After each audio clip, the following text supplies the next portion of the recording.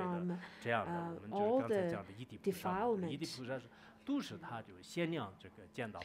All the first Bhumi bodhisattvas, they have directly realized the changeless true state, and they are then completely abandoned the birth and death and so forth. However, when they mingle in the crowd of mundane beings, they would then manifest as that they also have birth and death and illness and old age as well as afflictions even. And they completely mix and mingle within the whole crowd of mundane beings.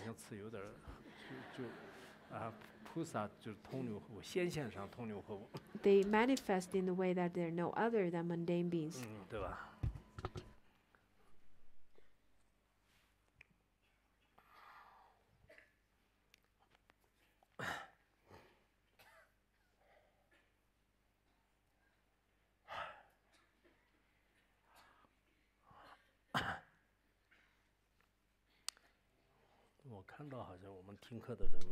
I see none of you are yawning, but yesterday during a presentation, another teacher was sharing, and then some of the female were probably dozing off, and the other teacher was not happy. I don't really see many of you dozing off, or maybe those ones who are dozing off are sitting at the very back. Sometimes when I attend a class, and if I were to doze off, the teacher would then throw things to me. But now, because I guess we have the pressure, we're under the pressure of giving oral presentation after the class to repeat the content of this class, and because of such pressure, you do not dare to fall asleep. Maybe because of that. You can't fall asleep, isn't it? 这样的，降到什么呢？就是说这个，成熟众生了， to mature all the sentient beings. 就菩萨 The 自己已经获得了， bodhisattvas, 但是在 though 众生 they have 面 already 前呢，他 attained 还是实现 the 这个 no 生老 birth 死 and no 因为 death, 这样的缘 no 故呢， no 就最后慢慢 illness, 慢慢 no 就是 age, 这个 but 菩 they 萨 would still 呢，跟宗 manifest 僧就是大 so 成 that 一 they 片， can 就是跟 fully 菩萨 mix 呢， and 就完 mingle 全的 within the whole 变成 crowd 他们 of 的这个 mundane 知青 beings 啊， and 比如 become 说 their 我们 best 实践当 possible 中的有 friends. 这个什么捏人也好， Just 啊 as 什么 the 这个。 hunters, prostitutes, butchers, and the kinds of sentient beings who are not considered of having good actions, virtuous actions, but the bodhisattvas would then bravely mingle and mix with them to benefit those crowd of people. And they would use many different methods, such as the 4 ways of magnetizing, or 4 means of attraction, such as loving speech, such as working with them, and generosity towards them, and so on. And why? Why do bodhisattvas do that? Because they have great compassion. Because if they were not compassionate, then they wouldn't ever to mix and mingle with the mundane beings and become their best friends.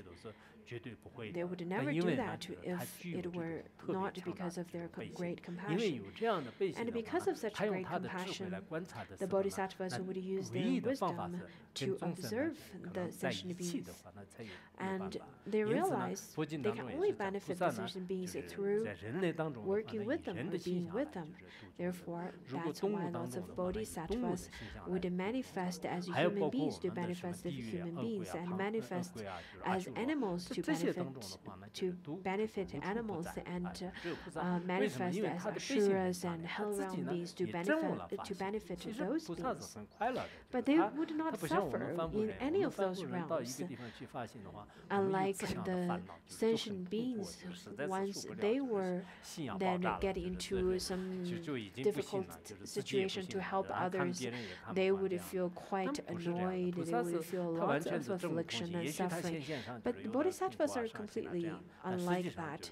They may manifest and appear to have such affliction, but in their heart and minds, they do not suffer a bit.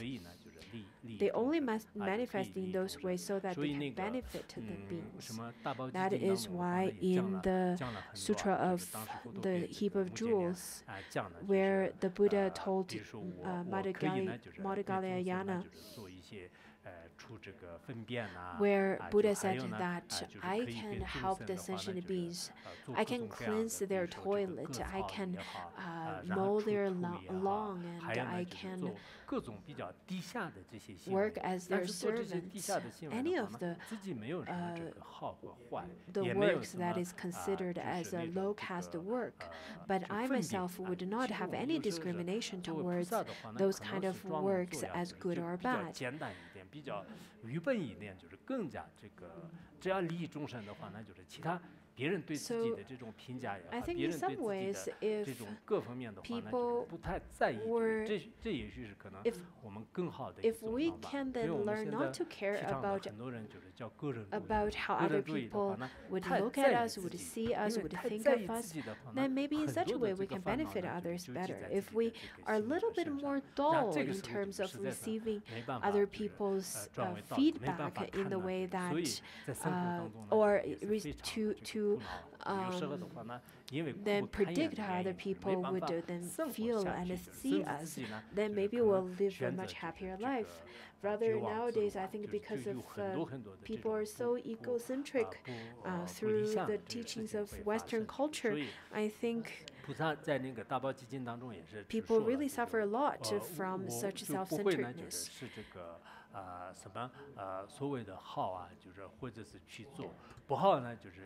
As then the Buddha said that I don't recall even once that when others asked me to do something, I chose to do what I chose to do what I like and refuse to do what I dislike.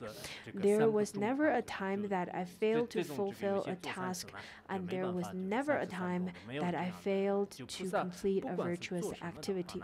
So bodhisattvas, whatever they do, they would never then do something that is not virtuous. They would never fail to fulfill a task that they need to do. So bodhisattvas, their first choice, their priority is to fulfill the tasks to benefit sentient beings. So they would not abandon any of the responsibilities that they start, any of the responsibilities they carry. Just as during the causal stage, the Buddha did not care about how other people look at him, how other people criticize him, slander at him, or praise him, or be nice to him. He did not care about how other people's reactions are. Rather, he stayed true to his intention, which is to benefit others. And if he then chose to benefit others, then he was extremely strong, because he was not affected by any of the praises or slanders. But I think nowadays the mundane beings are very fragile because they care too much about how other people think of them. So we should really then look at how bodhisattvas are. Sometimes they are sometimes the bodhisattvas manifest in the way that there are no other than mundane beings. And it's very difficult for mundane beings to differentiate who is the bodhisattvas, because the bodhisattvas are great actors. Unlike nowadays, just like how people nowadays who have malicious intentions, you can't really tell until at the very end when they express their intention, but before that you can never tell. Just like that, the bodhisattvas would conceal themselves, and unlike the malicious mind, they would conceal their great compassion, and they were in fact sent to the then maybe when you attain some level of realization, you will realize that, oh, that person was actually a bodhisattva who was sent by Amitabha, who was sent by Padmasambhava, or so on.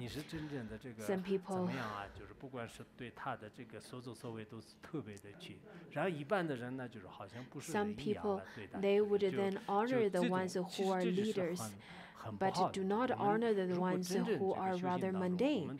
In fact, during our service to others, some of the volunteers, they have great differentiation.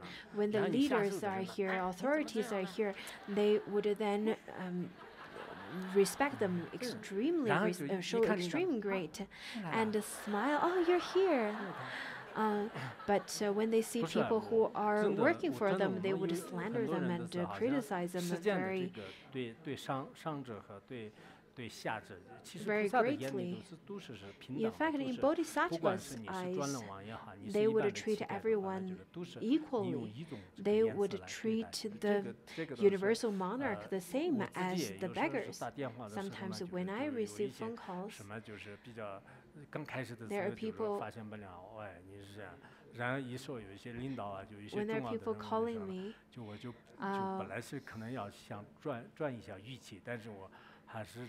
and because I would then say, hi, who is it?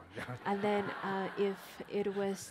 if it turned out to be someone who is rather of a high social status, then especially the ones who are in management of us, and then I would then have to try to conceal my attitude slowly so that they do not feel awkward or feel offended by my tone. But nowadays I feel that there are people who are not very good at that. They would first say that, oh, who is it? And once they figure out it's me, and they would say, oh, it's you. This is not good. This is a lack of equanimity. Of course, this is very difficult. I myself, in fact, I feel that I also make such mistakes. But I think we should try our best to show a sense of equanimity. Of course, when it comes to the ones who are of a higher status than you, and the ones who are of lower status of you, we should then try to treat them with a sense of equanimity.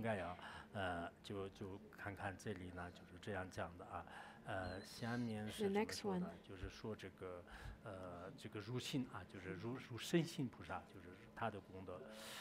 Then it talks about the qualities of a bodhisattva who has gained access to supreme conduct. So, though they are beyond all worldly matters, these bodhisattvas do not leave the world. They act for the sake of all worldly beings within the world, unblemished by its defects with a low. In fact, we're going to talk about how the bodhisattvas would then stay in this world but not really moved by this world's activities. This is the bodhisattvas of second to the seventh bhumi or levels. They would not abide in the. They are not fettered by the three existence because of their wisdom, and they would not enter into nirvana because of their compassion. In order to benefit the sentient beings, they would use different forms such as birth, old age, sickness, and death. However, their activities are not tinted by any of the worldly poisons. In my schools, there are teachers who volunteered for over 10 years. They volunteer at the position of teaching the students at rural areas, at the poor areas. In fact, these kind of teachers, they really spend their life and time because they want to share the knowledge to such children. In fact, look at those children. They're very young. They do not have anything to offer back to you that would benefit you in terms of the worldly fame and wealth. However, they continuously to teach the children because they lack of the modern knowledge. It's just like bodhisattvas, because when the bodhisattvas see how ignorant sentient beings are, then they can't help themselves but to teach them and to benefit and liberate them without any intention of gaining any benefit from them. Just as how those volunteer teachers would tell me after that, I know that I'm not earning much or gaining any fame from this position. However, just by looking at those children, I cannot leave my post.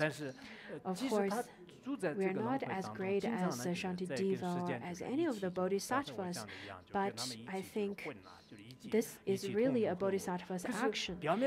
In one way, the bodhisattvas would mix and mingle within the whole crowd of mundane beings. However, they are not tinted and defiled by any of the 8 worldly dharmas or or fettered by the samsara. The mundane beings, however, are completely different than the bodhisattvas. Once they then mix and mingle within the mundane beings, within this defiled world, how they feel, in fact, is that especially the novice monks and nuns, those monastics, they would shave off their hair first day, and the second day they say, I'm ready to go out and liberate sentient beings in Africa. In fact, they are not ready yet. They still need some period of time of practicing, of studying, and of experience as well. They need some time to hone themselves to be the kind of person who can help others. But the bodhisattvas who abide in this world to benefit sentient beings for a long period of time, they're not like that. And then it gives the metaphor where it says that within the world, unblemished by its defects, as a lotus will grow in the midst of water, not being polluted by water's faults. These noble ones are born in the wood, unpolluted by any worldly phenomena. So the lotus flower would grow out of water. The more they stay in the water, the prosperous they would grow, unlike such as a piece of wood or paper or lots of things. If you were to leave them in water for a long period of time, the color would change, they may even rotten. But the lotus flower is not like that. The lotus flower would grow in the water, and they're not going to be polluted by the water. Not only that they're not polluted, they in fact would thrive because that they grow in the water. So in this samsara, in this world, the things that have the most pollutants, just as the bodhisattvas, they would appear to have lots of pollutants. However, as these bodhisattvas would manifest in such a way, but they stay in this world that is full of pollutants, but not being tinted by it, just as the lotus flower. So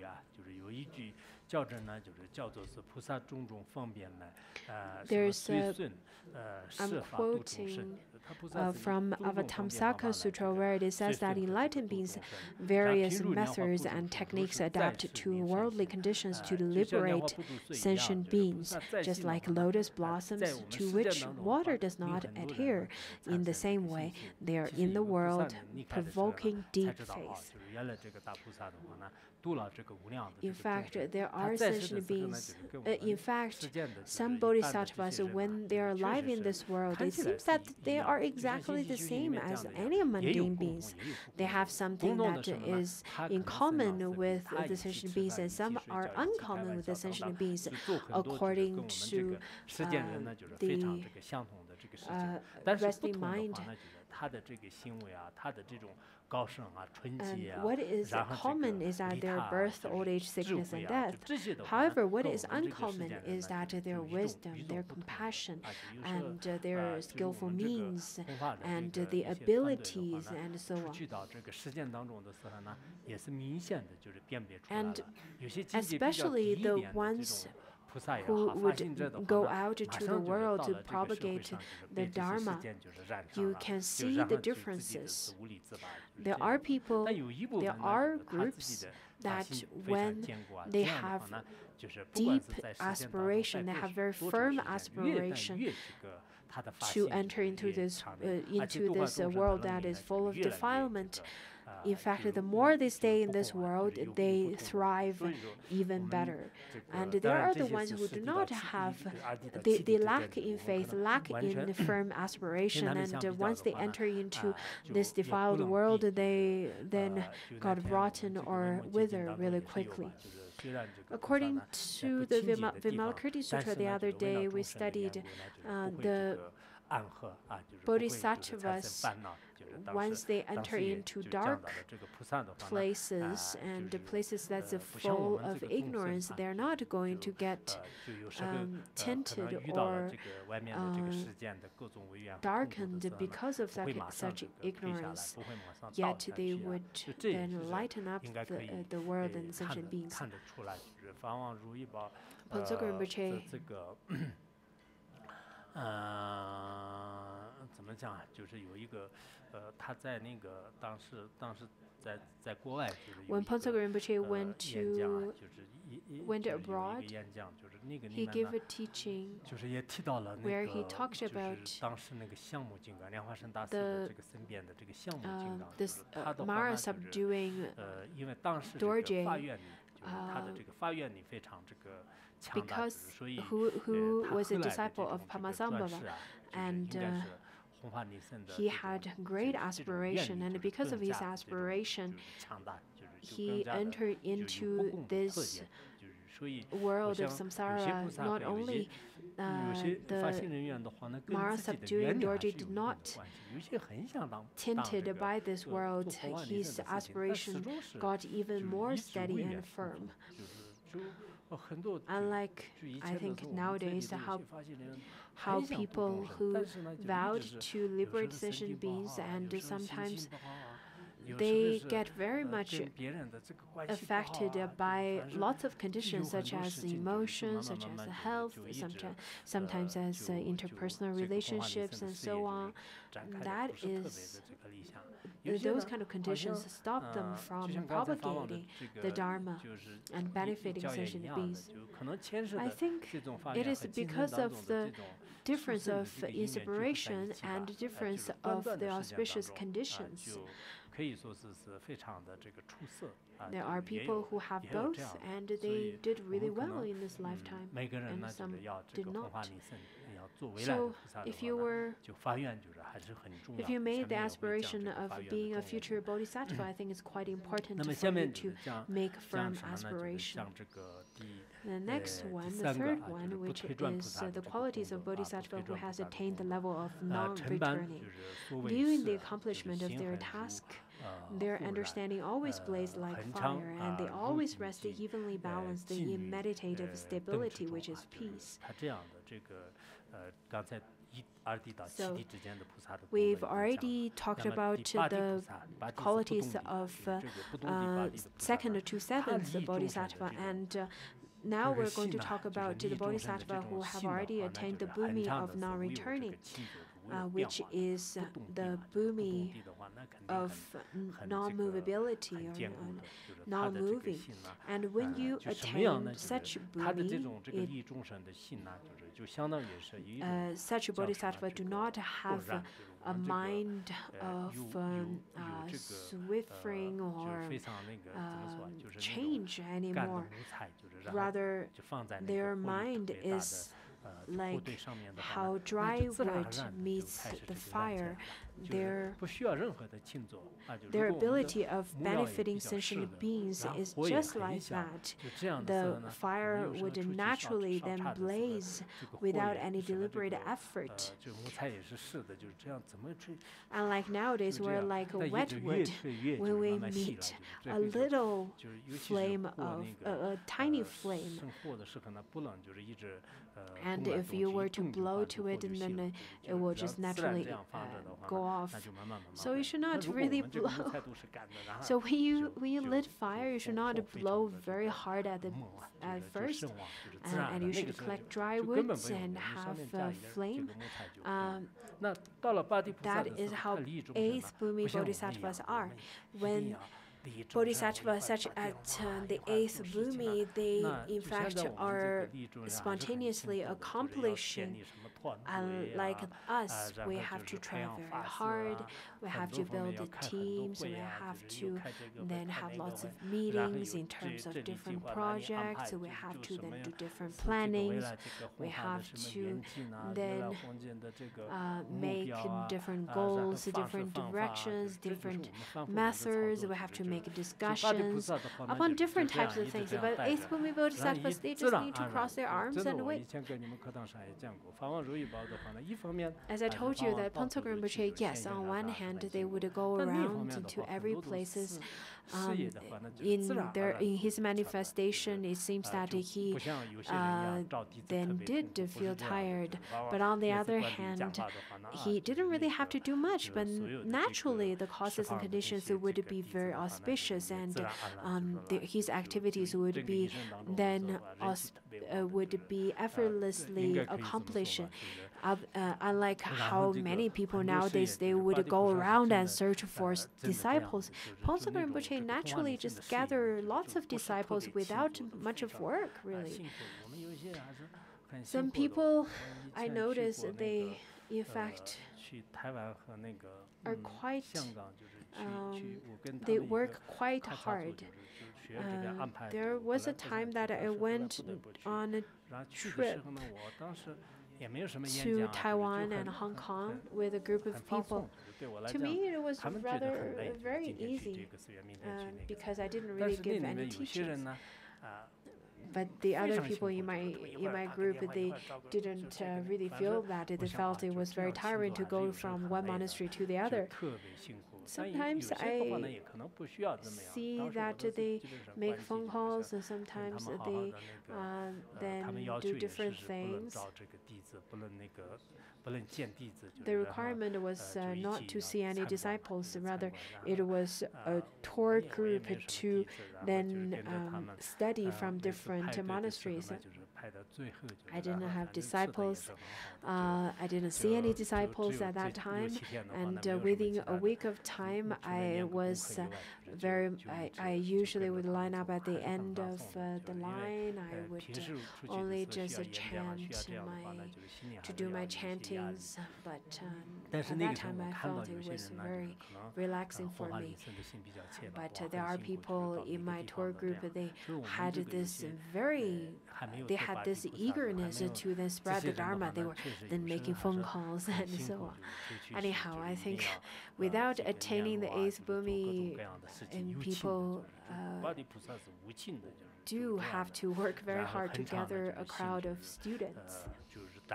But bodhisattvas, after attaining eighth Bhumi, they are quite relaxed.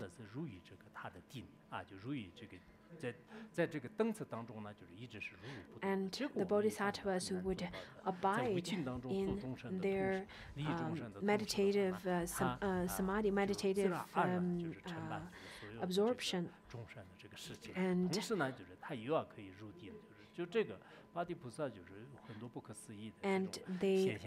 their activities are effortlessly accomplished.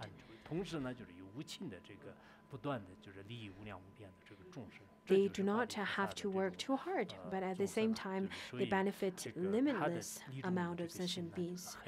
Their mind, on one hand, is constantly steady.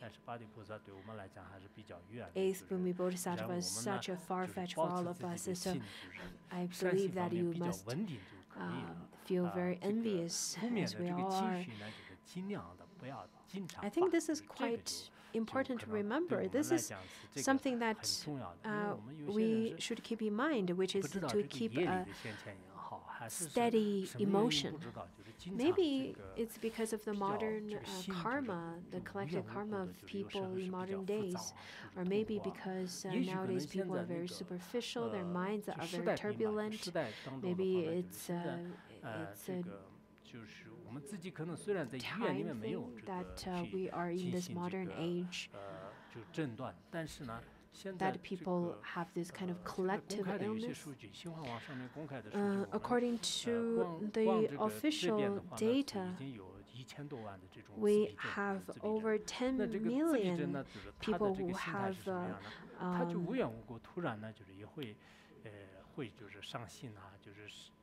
autism, and for autism patients, their emotions are very unsteady. Sometimes they would appear to be anxious without able to communicate to others why, and sometimes they would be very happy or be very angry. And autism is not really explainable with the modern medicine. There are people also say that autism is the cause of imbalance of the body, but sometimes it is because of our previous karma. Really, in the morning I received a guest, a lama who came from my hometown. We got into this talk. We were talking during breakfast, and we were talking about this neighbor that we had when I was at my hometown. In fact, at that time, there was a young child who was roughly around my age, and usually when the child was rather normal and steady, then he would be very respectful towards the lama. But sometimes out of no reason, this child would react, would be very angry and start smashing things around. And then the lama went to see a different master and asked what is the reason and what is the problem. And the master told him that he was reborn from devious spirits, so there's really nothing much that you can do. And this morning, then I asked the lama, how is that child now? And he said that he's a little bit better, but he's a little bit better now, but he definitely created lots of suffering towards the family. Of course, maybe it's a very rare case. Of course, I'm not saying that we have the extreme steadiness that eighth Bhumi Bodhisattvas have. However, we should maintain rather stable emotion.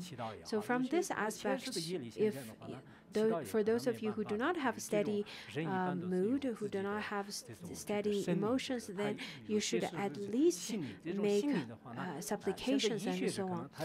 Nowadays, in fact, it is not.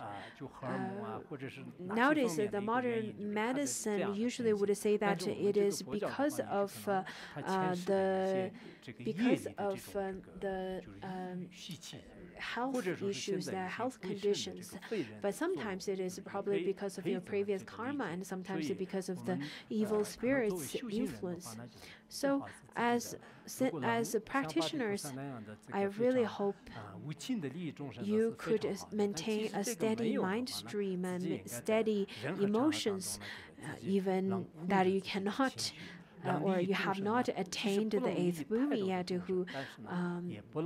whom the Bodhisattvas maintain a very steady and attained the stage of immovability. So that's something that we should all strive for. That was the eighth Bhumi Bodhisattva, and now let's talk about the 10th Bhumi Bodhisattva and above. And this one talks about by the power of their former prayers, and since they are free from all ideation, they do not exert any deliberate effort to lead all sentient beings to maturation.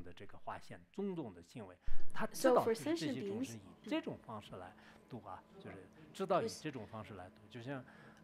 also acting spontaneously and without hindrance for sentient beings whose number is luminous as a space, such a bodhisattva who possess understanding truly engage in the task of benefiting beings. There was a story how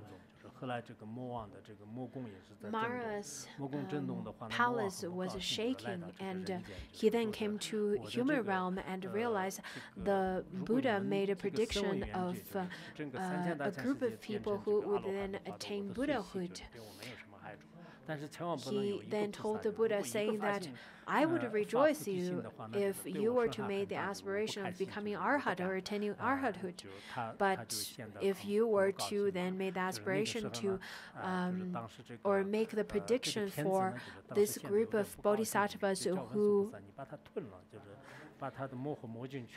would attain Buddhahood, I do not delight in that. And then someone told the Bodhisattva, saying that, well, Bodhisattva Manjushri, don't you have such numinous penetration? Why didn't you just swallow the Mara as well as his palace then? Then Manjushri said, that's not the action of Bodhisattva. And he then said that this is what a bodhisattva would do. He then used his numinous penetration and transformed the Mara into a Buddha and sitting on a lion's seat, and blessed him to start giving teaching of emptiness of the profound correct Dharma. And because of the blessings of Manjushri, the Mara could not run away and can only follow the orders of Manjushri.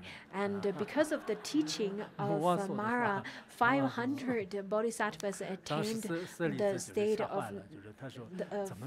non-forbearing, the realization of non-forbearing. 然后这个文殊菩萨说是凭我的这种智慧和身边力的话呢，不受魔王就是无情我的是我可以让他变成说法。 Then people were really in awe of the numinous penetration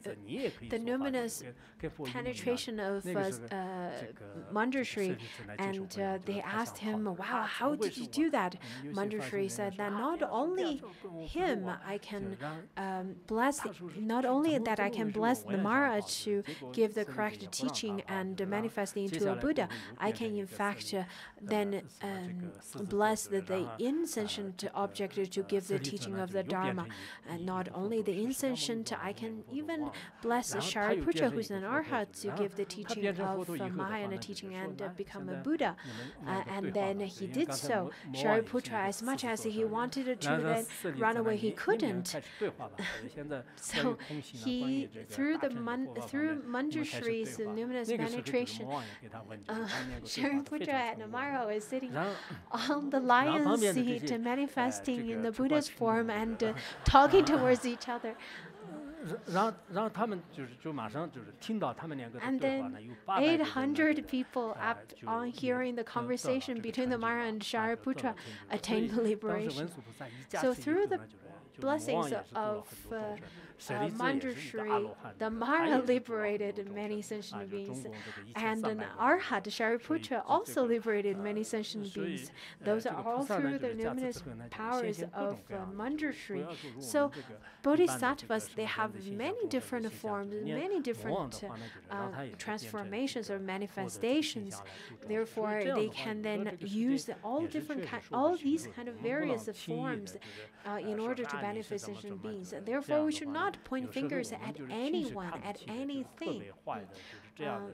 Even the kind of people who have broken their vows, or who are seen as terrible people, or who have bad reputation and so on, we should not do that. In fact, we should develop a sacred outlook towards all sentient beings. This would be the best method of working.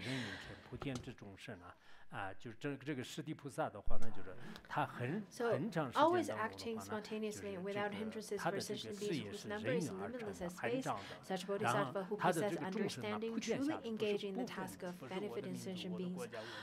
In fact, the bodhisattvas do not differentiate the beings in this world. They will not differentiate who's friend or foe, who's from different countries or so on. In fact, they